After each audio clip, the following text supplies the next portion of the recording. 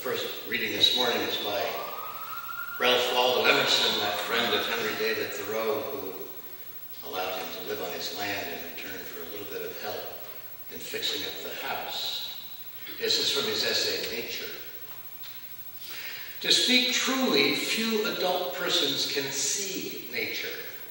Most persons do not see the sun, but at least they have a very superficial seeing. The sun illuminates only the eye of the man, but shines into the eye and the heart of the child. The lover of nature is he whose inward and outward senses are still truly adjusted to each other, who has retained the spirit of infancy even into the era of adulthood. Crossing a bare common in snow puddles at twilight, under a clouded sky, without having in my thoughts any occurrence of special good fortune, I've enjoyed a perfect exhilaration. I am glad to the brink of fear. Standing on the bare ground, my head bathed by the blithe air and uplifted into infinite space, all mean egotism vanishes. I become a transparent eyeball. I am nothing. I see all. The currents of universal being circulate through me. I am part or particle of God. I am the lover of uncontained and immortal beauty. In the wilderness, I find something more dear and connate than in towns and villages. In the tranquil landscape, and especially in the distant line of the horizon, man beholds something as beautiful as his own nature. The second reading is also by Emerson from his Divinity School address in 1838. Emerson was himself a minister and stepped down from his position when he found himself unable to serve communion after the death of his beloved wife. He was invited to the Divinity School where he gave a somewhat controversial address and was not invited back for many years after. Jesus Christ, he says, belonged to the true race of prophets. He saw with open eye the mystery of the soul. Drawn by its severe harmony, ravished with its beauty, he lived in it and had his being there. Alone in all history, he estimated the greatness of man. One man was true to what is in you and me.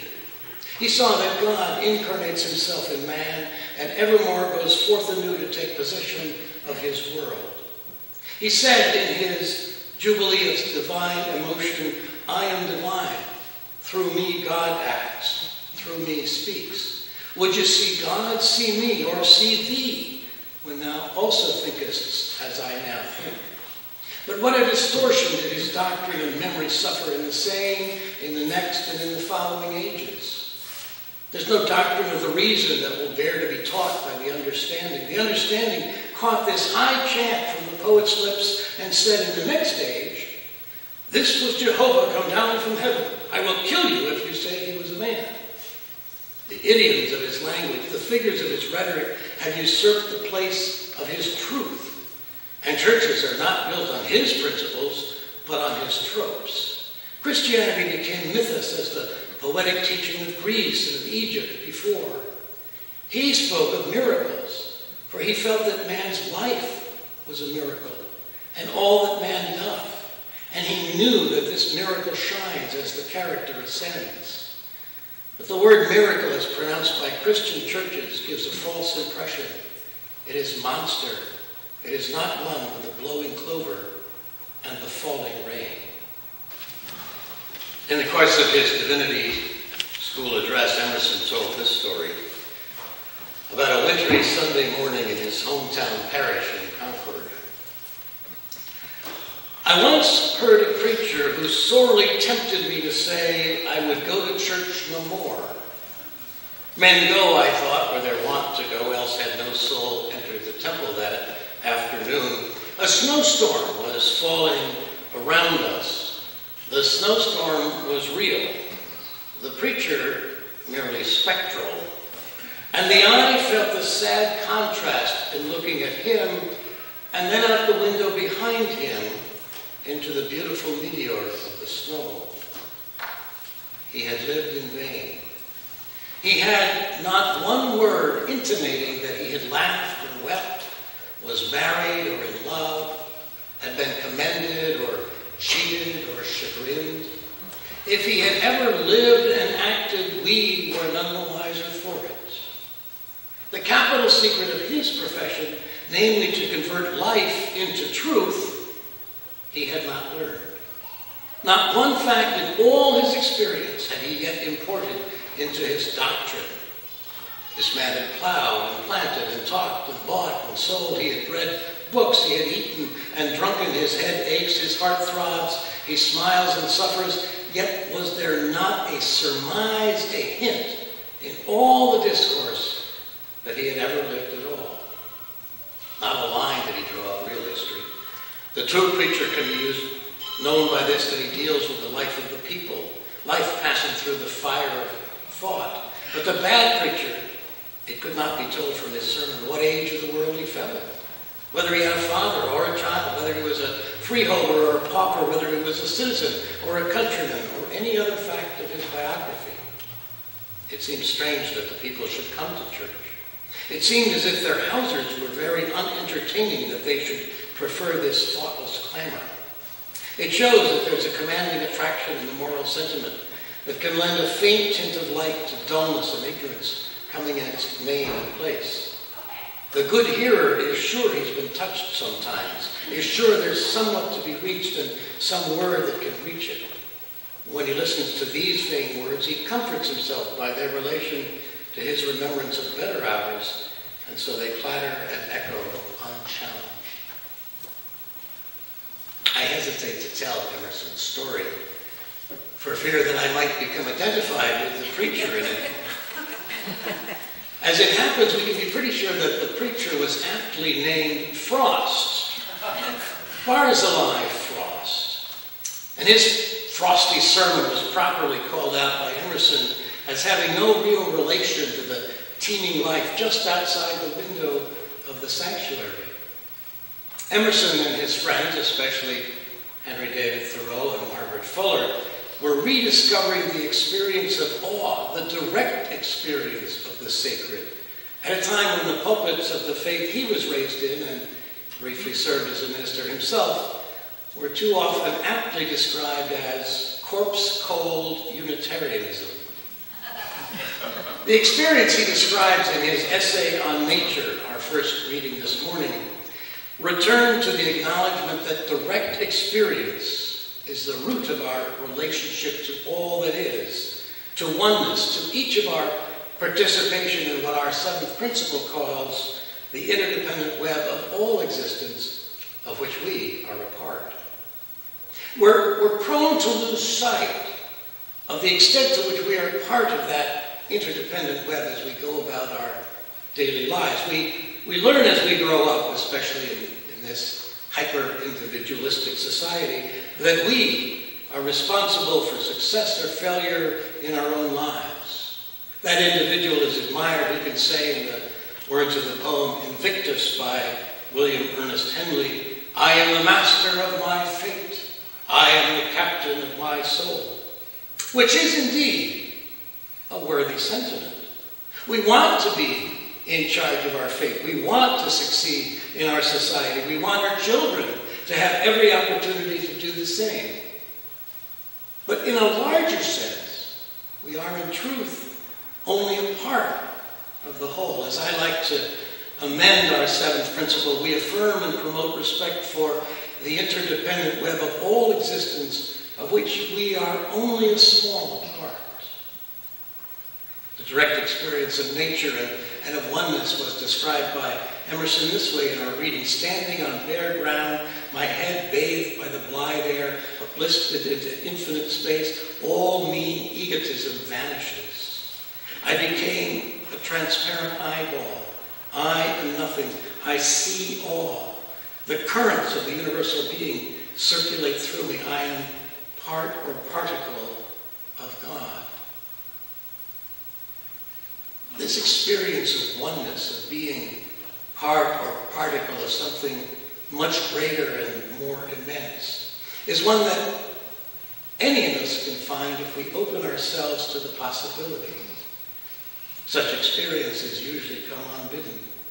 We can experience this awe upon the birth of a child, an experience that might feel like awe in the face of the continuity of human life on our precious planet and our own small part in that grand procession of the ages. And at its best, the celebration of Christmas can evoke for us that sense of awe, remembering the words of Sophia Lyon Fahs. Yet each night a child is born is a holy night.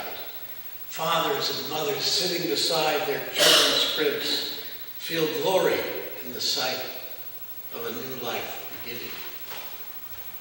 It's possible to feel awe when a loved one dies, reminding us again of the fragility of each of our individual lives, and at the same time filling us with the gratitude that we are alive and that our loved one, against all the odds of the universe, has passed, however briefly, through the miracle of their own being. Mystics in many parts of the world describe this experience of oneness as a result of meditation or prayer and of everyday practices of mindfulness. Traditional hallucinogens, peyote, psilocybin, and many others, have been used over the centuries as a way of giving individuals in traditional peoples access to that experience of oneness, of identification with the awe, of the awesomeness of the greater whole of which we are a part. And then in the 1960s, Timothy Leary added LSD to the list of agents that can induce this experience of the sacred. But it soon turned out that in the absence of the traditions of rituals and sacred rites with deep roots in cultures, the drug itself too often became the point of the experience, with no means to tie it to a deeper tradition of which our individual lives and experiences are just a part. For many of us, for Emerson and Thoreau, of course, nature itself gives us access to that sense of wonder, of awe. The top of a mountain, whether stood upon or gazed upon, the breadth of the ocean, the depth of the forest, each of these can open us up to the wonder that is always all around us. We might describe this in one way as a return to the sense of wonder, of enchantment that pervades the world of nature and is seen much more readily by our children. I had the good fortune to grow up on a farm in Wisconsin, 2 farms actually. We lived on the first farm until I was 10, and then in the year before we left, my brother and I had the fun of watching the huge earth-moving equipment that was used to put through 2 interstate highways on our land. We watched emerging before our eyes the complex intersection of I-90 and I-94, which merged on one edge of our land and then cut straight through the middle of the farm and separated 2 now unusable pieces, making it impossible to get to the back of the farm and no longer viable for farming at all. And it was on the edge of Madison, so very soon new houses were built. Today only the old tree that stood in front of the house still remains. I loved our new farm, where we then moved, where my parents have lived ever since until my dad died about a year and a half ago. There was a hill with a stand of trees on it, and I think I was the one who named the farm Oak Crest Farm. We had to have a name because we put a sign on the barn, so there had to be some way of naming it. And my brother and I were fascinated by the forested ridge that we thought we could make a kind of a clubhouse for ourselves up there. So we dragged an old chicken coop up the hill to serve as our hideaway at the top of that hill. Unfortunately, long after chickens have flown their coop, their smell remains behind them, and so we fairly quickly drew it back down to the yard. And I remember how much fun we had in rainstorms, creating trenches for mud puddles that formed at the top of rises so that the water could make its way down, flowing downhill until ultimately it arrived at our creek, although I'm told that in these parts we say creek. The creek kept us us busy too. We were desperate to find a way to navigate into the wider world beyond the farm and to find new adventures. Once we dragged an old cow tank with a flat bottom down to the creek and managed to get as far as the farm on the next road over before running aground. And I was frightfully jealous when my brother borrowed a small motorboat from my Uncle Gibby and navigated all the way to the first of Madison's charming lakes and from there on through 3 of the other 4. As Emerson says, the sun illuminates only the eyes of the man, but shines into the eye and heart of the child. I'll never forget those opportunities for freedom and adventure and direct contact with the world, with nature, that I had growing up on a farm. And it's true that the sun shines more deeply into the child, into us when we're young. And I'm sure most of you can recall similar pleasures when you were growing up, similar direct activities that brought you right in touch with the wonder of nature all around us. In those olden days when we were growing up, we had, I think, more freedom than some of our children do these days. We made up our own games. We weren't necessarily part of organized teams. Emerson says, the lover of nature is he whose inward and outward sense is truly still adjusted to each other, who has retained the spirit of infancy even into the era of manhood. And there's a certain resonance with what Jesus said when he was trying to describe this thing that he called the kingdom of God. He said, truly I tell you, whoever does not receive the kingdom of God as a little child will never enter it. There is a risk to exalting our individual direct experience, though. As my colleague Kendall Gibbons, minister of our First Unitarian Society of Minneapolis, puts it, Emerson is right that miracle used to prove religious faith falls short of plausibility. On the other hand, his followers have often gone much farther than he in abandoning the teachings of Jesus, as well as the practice of joining congregations. If, as Thoreau had it, we can worship as well in the woods as in our churches, why should we bestir ourselves on a Sunday morning at all? I believe, she says, that it is only in the company of others that we're able to find what is best in ourselves. Awe and wonder in nature can certainly be private, separate experiences, but the real miracles only happen when we join hands with others to help and to give hope. And while I recognize that all religious traditions, including religious humanism, have the ability to guide us toward the kind of life we're called to live, I am not therefore called toward a relativism that regards all religion as the same and chooses to sample a little from every religious feast offered, or from none. Rather, I, she says, am called to rootedness in the deepest truths of the teachings of my own Christian and Jewish traditions, as understood through my Unitarian Universalist faith, all the while deeply respectful of others who are equally committed to their own religious traditions. In the Hebrew Bible, known to Christians as the Old Testament, we find many of these numinous experiences of awe that we've been talking about. And they're understood as experiences of the presence of God, the God of Abraham and Isaac and Jacob. Frequently we find a reference in our translations to the fear of the Lord. But in fact, my rabbinic friends tell me that would be more accurately rendered the awe of the Lord. The presence of something numinous and unbounded. One such experience is described in the 28th chapter of the book of Genesis. Jacob had a dream in which he saw a stairway resting on the earth with its top reaching to heaven, and the angels of God were ascending and descending on it. There above it stood the Lord, and he said, I am the Lord, God of your father Abraham and Isaac. I will give you and your descendants the land on which you are lying. Your descendants will be like the dust of the earth, and you will spread out to the west and to the east, to the north and to the south. All peoples on earth will be blessed through you and your offspring. I am with you and will watch over you wherever you go, and I will bring you back to this land. I will not leave you until I've done what I've promised you. And when Jacob awoke from his sleep, he thought, Surely the Lord is in this place, and I was not aware of it. He was afraid and said, how awesome is this place. This is none other than the house of God. This is the gate of heaven. That experience of Jacob, that sense of the awesomeness, is remembered in the old African-American spiritual, we are climbing Jacob's ladder. And it serves as a reminder to us of that experience of awe. The last line is, brothers, sisters,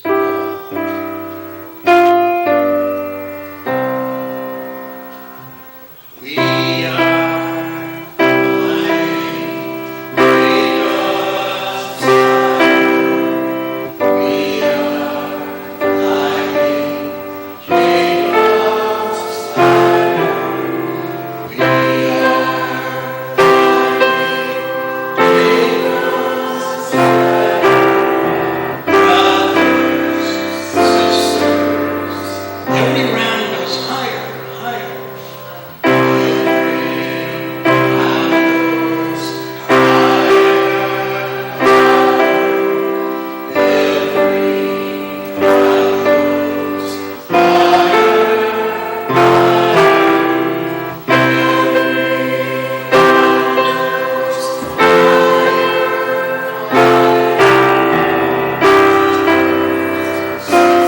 Struggles long, but hope is longer.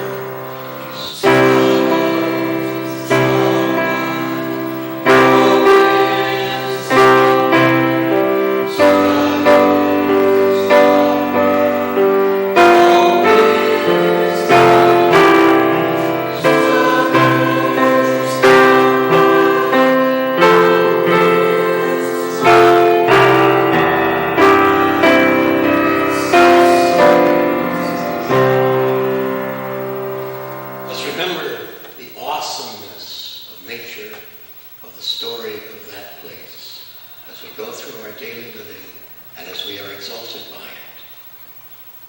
Amen.